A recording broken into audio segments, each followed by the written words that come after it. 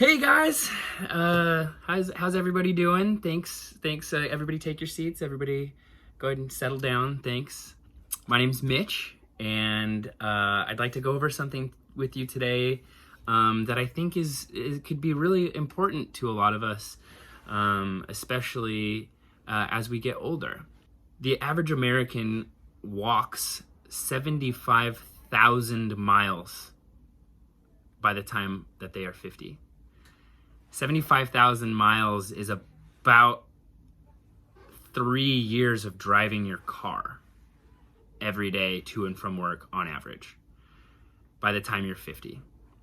And I'm sure that if you have driven your car 75,000 miles, you have gotten 3 or 4 oil changes, maybe a new set of tires. Definitely had a couple car washes. But unlike your car, you can't get new feet. And one of the most common foot problems in US adults, 1/4 to 1/3 of all adult Americans have what is called a bunion. Bunions are very painful. They can be very painful. The one I personally have a bunion on my left toe. And it doesn't hurt all the time, but I'd say it never not hurts. Bunions are a hereditary trait, so they are passed down from your parents to you to enjoy. But just like they're passed down to you from your parents, they can also be given to you by other factors. And one of the leading causes other than just hereditary traits is footwear. So a really good example of your foot bone is your hand bone. For example, say this is your big toe bone. And what happens is when we have a bunion, the angle at which the toe phalange rests on the tarsal bone is increased. So if you picture almost this action, so the tip of the big toe being pulled towards the smaller toes. And you can see when I do that, it's not very comfortable because it pushes my joint of the tarsal and the metatarsal outwards. So this flexion here is a bunion. And you'll often see people with bunions where their toes are like, their big toe will go over or sometimes under. I reversed it. And they have a very large bump on the outside of their foot. This bump right here is the joint sticking outwards.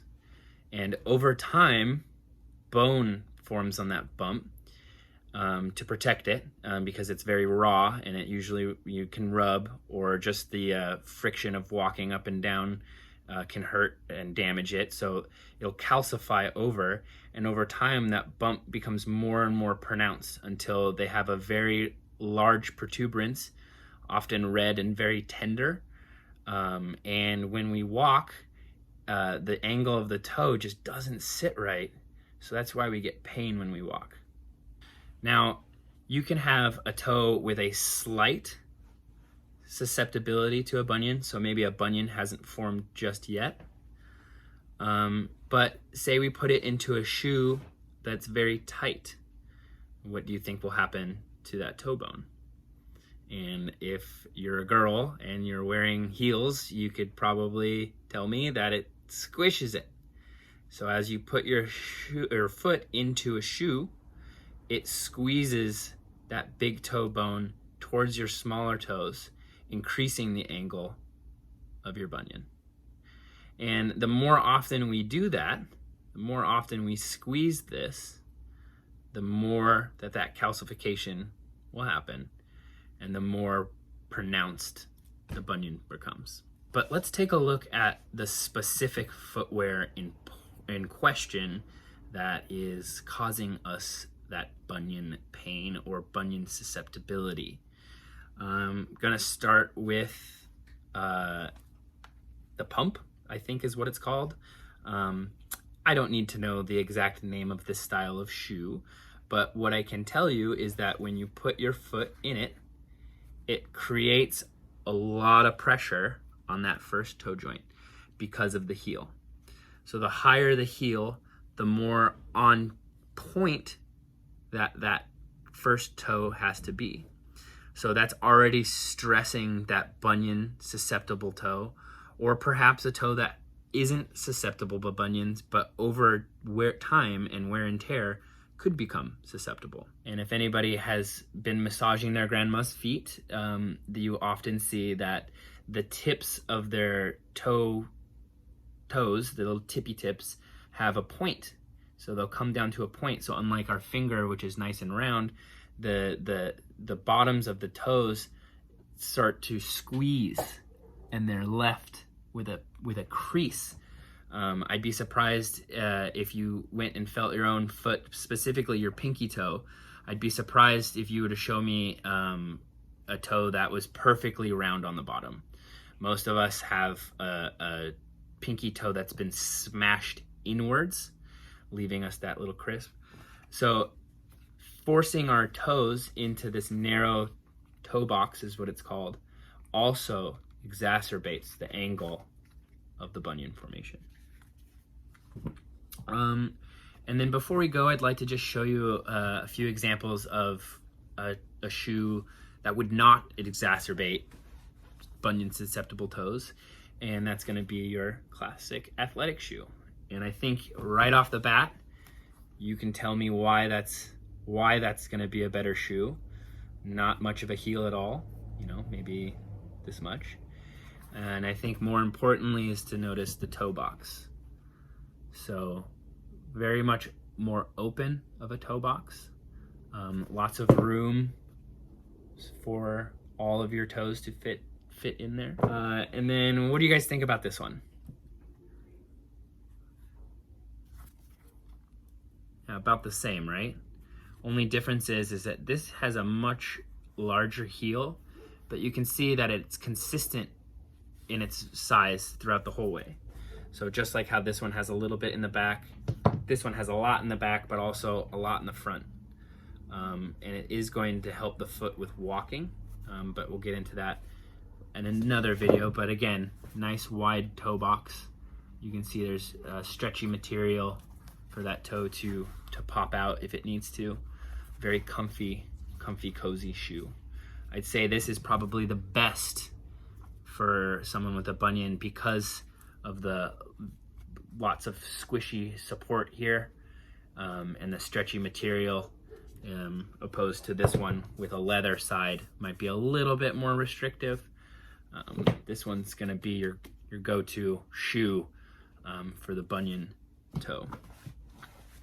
So we've talked a little bit about how bunions can be formed naturally due to just bunion susceptibility of that first toe being pulled towards the other ones, that joint here. So the angle from here to here. And we've also talked about how the shoes that you wear can impact your bunion susceptibility. So what can we do about it? How can we help our bunions? What can we do if we start to feel like we're getting a bunion? And the answer is not a lot. You can get a bunion surgery where they screw the first two toes together to inhibit the increasing angle of that toe joint, which is permanent, also very painful. They can do a bunionectomy where they remove the little protuberance, and that can be curative in some instances, but with a high level of reoccurrence. But the biggest thing we can do is to take our feet to the spa, and by that I mean treat them nicely. Don't buy very restrictive shoes. If you do need to wear very restrictive shoes, limit your time in them.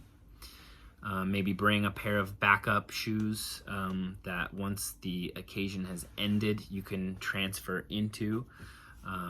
But it really comes down to how you treat your body. And one of the best things that we can do for ourselves is to watch what kind of shoes that we wear. And in this day and age, it's becoming increasingly harder to find a shoe that not is only comfortable, but also formal. So how do we merge those two together? And that's a big problem for a lot of people. But I hope that I've given you enough insight to bunion formation and bunion exacerbation that you can make better choices moving forward, specifically regarding to footwear.